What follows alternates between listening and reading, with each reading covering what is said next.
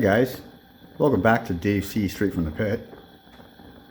This is a bit of a belated New Year's special. Happy New Year everybody. Hope you had a great one. All the best for 2023. I'm just out here in the garage today doing a few things, getting my car ready for the winter. I was able to get another car for the winter, and I'm just doing some painting out here, and I've got a monkey wrench and torch, the good old 1980s dreadnoughts, a couple of them here, giving me a hand. And all I'm doing is painting these wheels gloss black. And as you can see, there's one that has the first coat on, and here's another one. That's what they look like before I painted them. Yeah, I've been bringing them outside and painting them, and then bringing them back in here so they can dry. But anyway, these two dreadnoughts have been helping me, and I really appreciate that. Speaking of dreadnoughts, let's run this. This is a 1985 David Letterman special that I remember when I was 10. I watched it back then, believe it or not. I actually stayed up really late and watched the late night show with David Letterman. And I watched this one, and it had a dreadnought torch on it. So let's run that now. You've gone too far, Mr. Leto. Comedy on the edge. David, this is now, Dave. You brought us something. You brought us a little gift. Now you know that I am a motorcyclist, right? Oh, this again, the motorcycle. This is something for real now. Satan's bus boys, or whatever. There you go. You see, now it's people like you that ruin the image. These are G.I. Joe dolls. Now I saw these are G.I. Joe enemy dolls. Now these are G.I. Joe biker dolls. Let me read you this guy. Oh, here's Torch. Let me read you what they say about Torch. Read that. Torch is an illiterate, unrepentant thug whose penchant for sudden and unexpected violence is matched only by his utter depths of stupidity, ages 5 and up. That's unbelievable. I mean, are these... Well, the youth of America is certainly in good hands with this. Isn't this amazing? You see, it comes with some chopper parts. You know, why don't they make real enemy dolls? Well, these are like your buddies, aren't they? Yeah, but no, they are not. See, why don't you make the John Mansville asbestos doll? There's one there. The Bhopal, India Executive Danbury, Connecticut leaky gas valve doll. Hope you guys enjoyed that little snippet. I did, because it kind of showed off how Larry Hama writes the file cards, and Jay Leno kind of poked fun at that a little bit. That's back when he was a lot younger, of course, as was Dave. But anyway, yeah, back to the New Year's special, this is sort of what it's supposed to be. Me and Shane, we were able to go to Motley Crue last year, and that was a really special moment for 2022. And out here in the garage, I have a poster up on the wall of that show. And when I was out here painting these, I thought maybe I'll show you guys. It's like a limited edition poster that you could get at the concert.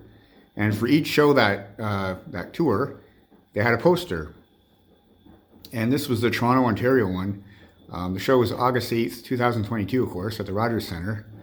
And it's got the classic 1984 Nikki Sixx, Alistair Fiend cartoon guy. He was kind of like their Eddie for Iron Maiden, but anyway, yeah, like back then. And yeah, just a really, really cool poster to have, and I really enjoy having it out here. Yeah, I thought now maybe we could head back down inside and talk about some other Joe stuff. So here you have a 1985 Cobra Ferret, which was Cobra Command's ATV vehicle. And I got this one a little while ago, this box, and I kind of put off doing a review on it. It's one of my favorite Hector Garrido art of the 80s, just because I think it looks really, really realistic. And as you guys know, for me, the realism of G.I. Joe was a big reason why I liked it as a kid in the 80s. And is still now. But yeah, you can see I put Storm Shadow and Firefly, both 1984 Cobra figures, on it because in the old artwork from 1985, it has these two characters. These are two of the most famous, iconic Cobra figures that you can have. Of course, everybody loves Firefly, the famous saboteur, very mysterious, secretive guy who only accepts his payment in Swiss bank account. And of course, Storm Shadow, Tommy Arishikage, who everyone knows a backstory with him as Snake Eyes, so I'm not going to get into that, but he's one of the coolest Cobras there ever was. Yeah, so here it is here, the box. Might as well have a closer look at it. It says G.I. Joe in the 1982 to 1985 font, just a square block lettering. A Cobra Command weapon, which was different than a Real American Hero, which would have been on anything G.I. Joe. When it was a Cobra vehicle, it would say a Cobra Command weapon on it. Then it has the classic 82 to 85 Cobra enemy stamp. Cobra Ferret carries two figures, four-wheel drive all-terrain vehicle with removable missiles. Does not shoot. And over here, we have a price tag. And it doesn't actually say the price. It's underneath the other sticker. But yeah, I like these on there, as you guys know. Gives it some history. You can flip this box around. So here's the back of the box. Flipped it around. Cobra Ferret does not shoot. G.I. Joe, a Cobra Command weapon. A four-wheel drive all-terrain vehicle with removable missiles. The super-styled Cobra Ferret attacks G.I. Joe outposts with all of its four-wheeling fury. Watch out, Joe.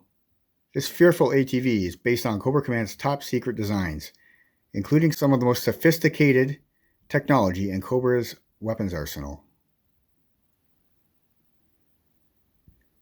In this photo up here, you can see has a little storage area. It's depicting. Rear storage cover, it says. And there it is there. Fender flares, sturdy construction for rugged play. Super realistic detail.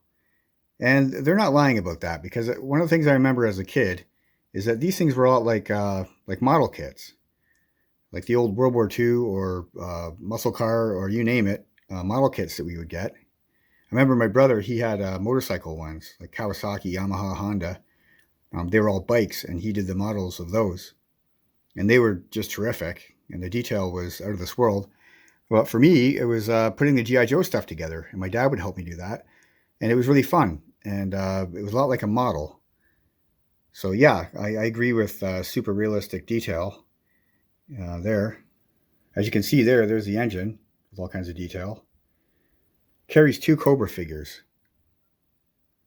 Side-mounted 20mm cannon. That's the big cannon on the top there. Steering weapon linkage. And I remember this because you'd turn the steering wheel, the handlebars rather, and the gun would turn with it.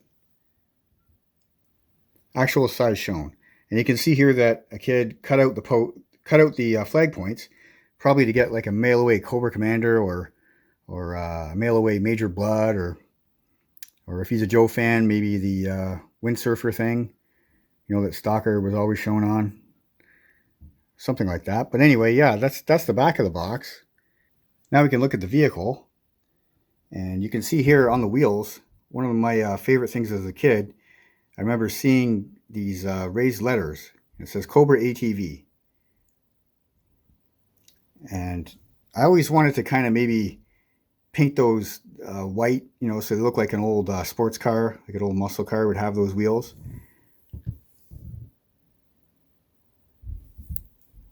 There's the rockets on the bottom. There's one on that side and one on the other side. I can show you here. And there's the handlebars I'm talking about, where if you move this here, where Storm Shadow is grabbing, the actual machine guns on the front here will go side to side. And there's a big giant cannon on the side.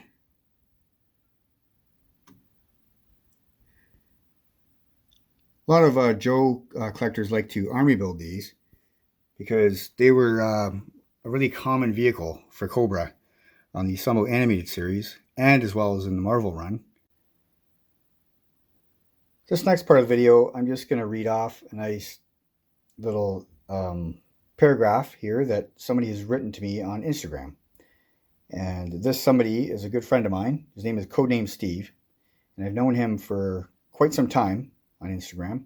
And we've texted about G.I. Joe quite a bit. 1980s G.I. Joe comics and toys and anything to do with G.I. Joe, really. And we are of similar opinions on a lot of different things. And yeah, so I'm just going to read this off now. I actually went and I printed off the post that he has on Instagram. And he had this photo first posted on there. And hopefully you can see it. It's black and white, but my printer, I couldn't print color today. But anyway, I did a black and white photo. And it's a photo of Mixmaster Shane and I when he's a little bit younger. And me when I'm a little bit heavier from, I guess this was 2017. So that's quite a few years ago now. But anyway, it's of us in Germany, in Munster, which is where the Panzer Museum is, which is the tank museum in Germany. It's a massive museum with all World War II tanks and jeeps and guns and you name it, uniforms, everything, of all the forces that were involved in World War II. And because it's in Germany, they had access to so many German things that a lot of the Nazi tanks are there, like the iconic gigantic tanks and weapons of mass destruction. And one of them that we're standing in front of is the King Tiger, which was the massive weapon in the Battle of the Bulge and the Ardennes offensive. So, yeah, he put that photo of me there when I was visiting back in Germany in 2017, because I guess he liked that photo, which is cool. And yeah, so this is what he wrote. Hopefully I don't stumble too much. Codename Steve. This is a new one for me because I'm reclusive as fuck. And while I've come to know a lot of you a little, there's really only a handful of people that I talk to on the regular. Sometimes about things that aren't even G.I. Joe related. People I share values with. People I would play or have played in bands with. People who know my real name. It's not Steve, by the way. So not counting, there may be 5 people who follow me that I actually know in real life. I'm going to have to go with my number one Joe bro, Dave C., straight from the pit. I met Dave about a year ago after seeing one of his first posts on Instagram of his dedicated G.I. Joe room, appropriately called the pit. It was stunning. Aesthetically, it's exactly the kind of room I wish I had, with a collection to die for. I followed him immediately and sent a message telling him how awesome it was and how I wish we lived closer so I could come play in it. He laughed and we got into talking. He told me he had a YouTube channel, so I went and watched the few dozen videos he had on it and have been following weekly ever since. It's not the most high-tech channel, but it's honest. His genuine personality, knowledge, and passion shines through every video. That's what set him apart to me, why I kept watching, and why we keep talking. Despite living in different countries, he's in Canada, I'm American, with a few years between us, I'd come to find out we had a ton in common. Music we liked growing up, movies, the type of work we do, both married with teenage boys, and of course, the Joes.